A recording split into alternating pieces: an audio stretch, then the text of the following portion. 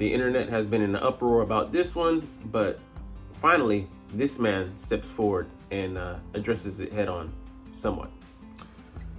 Kevin Hart doesn't know why you're asking him about things said at the roast of Kevin Hart.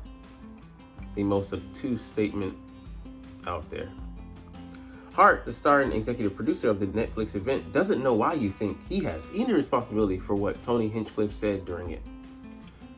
Now, there's a bit of yes and no in that, but we all know whose shoulders this should fall on. Let's get into the article.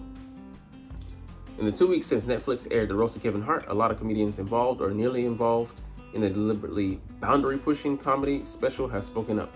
Now, we expect them to push boundaries because that's what they do with the roast. But some things should have been thrown out, obviously. Chelsea Handler, Shane Gillis, and Tony Hinchcliffe have fired back and forth at each other over Gillis and Hinchcliffe's jokes via interviews and podcasts, which included a jab from Gillis about lynchings and one from Hinchcliffe about the 2020 deletion of George Floyd, while Michael Che criticized the special from a distance after pulling out over Saturday Night Live scheduling issues. So, forgot that there was a joke about Shane Gillis lynching Kevin Hart.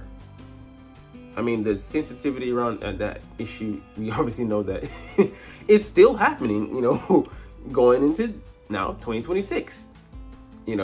Black Americans find themselves not hanging out with Mr. Cooper, hanging out with with the air.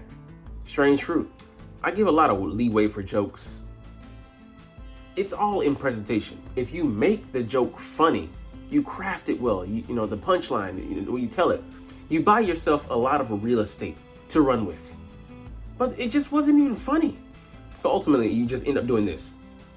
Punching down, and you're going for a simple shock value and cringe. Very cheap, tasteless, and boring.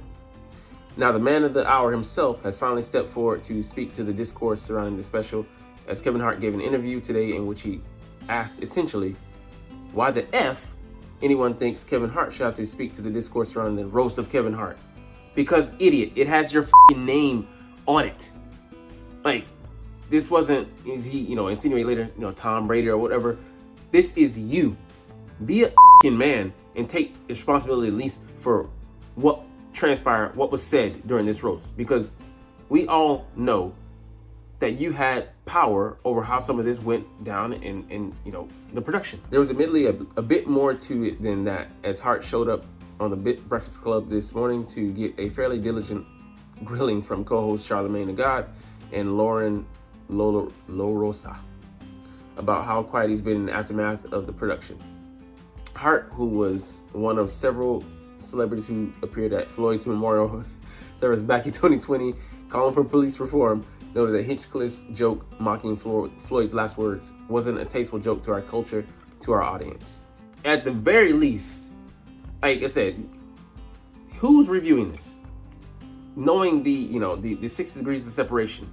Oh, you were there on camera, on live TV at this man's memorial service, and then you take a shot at him. Yeah, I know it wasn't you, but like I said, it's your roast. That doesn't look good. And you're all, about public image and all that stuff. No way that was going to be overlooked, especially with internet sleuths and journalists these days. And then, it wasn't a tasteful joke to our culture, to our audience. But yeah, you've been quiet as a church mouse since, because you knew you were trying to look for a way to just either have this slide quietly into the night, have something else pop up so that it could take the attention from you, or just, you finally had to, your publicists and people said, Kevin, you got to come and address this. They're just, if you don't say anything, it looks even worse.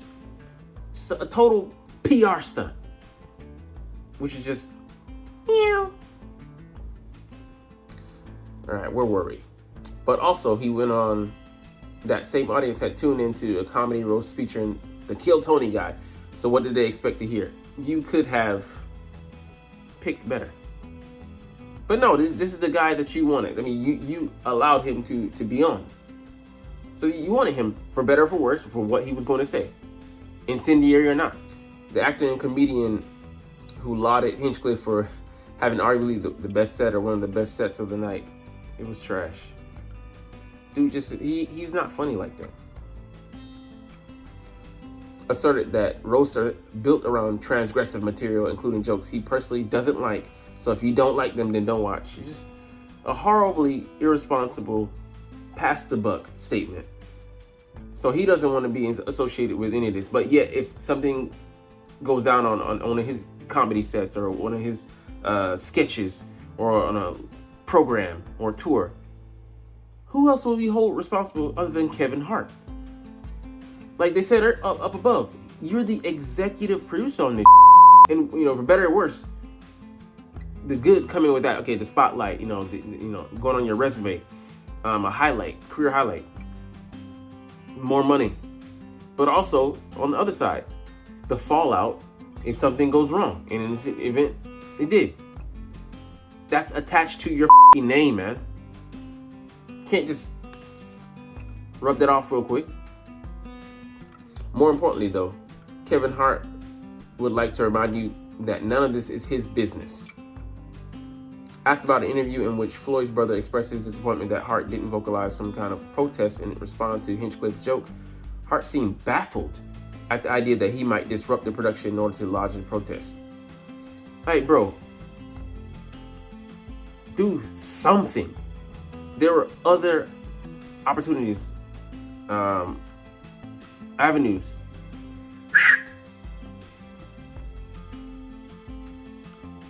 Or just simply say, all right, Tony, chill. Ha ha ha. Instead of kicking like a mother. Like you honestly look stupid and incompetent up there. Just laughing on and caring about like nothing is going on. Like you didn't obviously know that this was gonna go left. Like you couldn't have sat up there and thought that, this is gonna be well received. Like how out of touch are you? I know you're sitting on tremendous stacks of money, but come on now. Hart, who's credited as an executive producer on the special, which prominently featured his name and face in his promotion, boiled his entire response down to simplicity. Remove me from it. I didn't say it. So you can go to the guy's memorial service and ask for accountability from the police, but you can't in this case. You just besmirched the man's name on private television, but television nonetheless. And you just want to skate out scot-free. Like, bro, that's not how things work. I mean, ultimately, what you're communicating is that you were okay with this. As long as you got yours, financial gain, everything else, be damned. Who cares? So if you want to be mad at Hinchcliffe or Gillis. I mean, you're essentially just airing them out. And who would want somebody that's a snake like that? Which is apparently what Kevin Hart turned into. To just say that, well, I ain't got nothing to do with it. So you can't hold me responsible for what they're saying. So basically they have a free license to say whatever. We should go after them instead. But then ultimately it points back to you. Because like I said, you signed off on these guys being here. There's no way that Netflix is just going to approve this and say that, hey, Mr. Hart, we have to have this person. No, you had the final say so, dotting the T's and crossing the I's on who's in, who's out, who's even in the audience. I mean, this is your show, down to the T, down to the letter. Once again, to try and pretend like it's not within your control, you're selling us a bill of goods. Like, you're just honestly insulting our intelligence. He also seems to have a genuine emotional reaction to the idea he should be obligated to say something publicly, noting that he privately called former NBA player Steven Jackson, a childhood friend of Floyd's, to clear the air with him about the special in the immediate aftermath, but bristled at the idea that such a conversation should be part of a public discourse. Look, I don't think that should be made publicly either, but the fact that you had to call Steven Jackson just throws all of what you're saying out the door. Why not ignore his call? Oh, but those connections and currying favor and all those things that we don't get shown matters. So further creates this discourse that you just looking down on the rest of the community and just spitting on us. People just want to know you care, Charlamagne asserts, which got the sharpest pushback from Hart of the whole conversation. I don't effing need to prove to people that I give a F. No. If you open that door, then that's the door people will expect all the... Why the F do I need to do that? Wow. And there it is, right there, the answer. In plain sight. You don't care. Because, like, this is a travesty or a tragedy. People come out and immediately give their input. You sat there for 2 weeks, you were reading, going through, having media sessions, getting coaching, counseling on how to talk, how to address each and every person. This was scripted, and yeah, you have some experience, I'll say a wealth of experience in dealing with media, so you knew how to not go in a Breakfast Club and embarrass yourself, like maybe Tyler or something like that when he brought up the colorism issue. But this comes off as a holier than thou attitude. How dare you even approach this subject with me? Like, who the do you think you are, bro? You ain't above the the people who made you. Like, if everybody just decided to not watch Kevin Hart, from what we're hearing here, he's the type of person that will kowtow, beg, plead, and give his left kidney to get that back, to get the audience back, because he's in love with two things: money and fame. Everything else, be damned. Ultimately, Hart positions himself at the center of a sort of responsibility-abnegating paradox. Sure, he helped pick Hinchcliffe to perform at his roast on the strength of his success at the 2024 roast of Tom Brady. Exactly what we were saying earlier. Just, he picked this dude for, hey, I want to get results. How you get them, not important, but I just want results. I want numbers.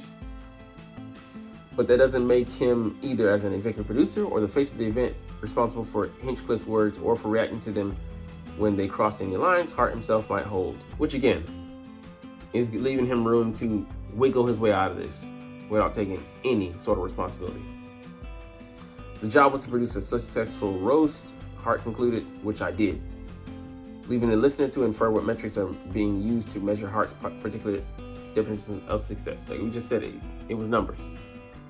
Netflix cut the check, said, hey, get these numbers and you're good, and bring you. All he's worried about is his connections with power, his image in Hollywood, and making money, setting up future deals, things that are connected with that elite. Everything else can be sacrificial. It's sacrificable. But I mean, what do you expect? I mean, these celebrities live and operate by different rules. I mean, if you haven't, take them off that pedestal, because just like in this case, you'll be disappointed with who they are, how they behave, what you see. But we'll see if this goes on to affect Kevin Hart long term or not, because people do like him. I mean, yeah, he can be funny, but this showed me definitely what's going on inside here and here. And it seems like bro has a messed up set of values, but not surprising. Like, comment, share, and subscribe if you like. Thanks for watching. Check me out at Centron Anime, Centron Life, or Centron Laughs, or other social media.